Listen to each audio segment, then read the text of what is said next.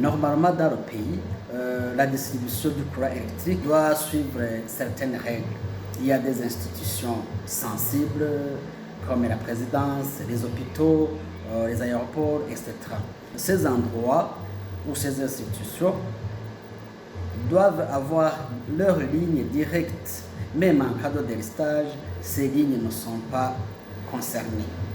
Même si une panne survient d'une manière générale, le protocole de dépannage suit le même ordre de priorité. Ce sont les lignes sensibles qui sont les premières à être dépannées.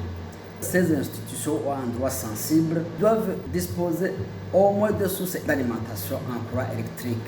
Par exemple, la régie des eaux peut être la première source d'alimentation, mais la deuxième doit être soit un groupe électrogène, soit un système solaire.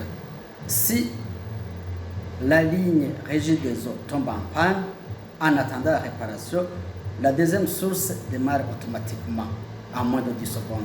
À l'intérieur de ces endroits sensibles, il y a des équipements bien sûr sensibles qui ont besoin d'être alimentés d'une façon permanente. Ces équipements sont connectés sur des onduleurs. Les onduleurs, ce sont des dispositifs électroniques qui fournissent une alimentation de secours quand votre source tombe en panne. Si Burundi Airlines avait mis tous ces équipements, même si la régie des eaux tombait en panne, la deuxième source devrait se pourrir.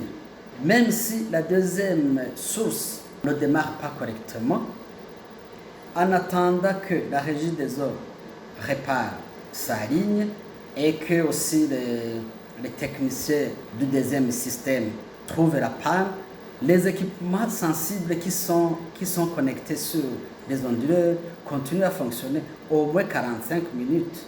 Pour moi, Burundi Airlines n'a pas mis en place tous ces dispositifs de secours.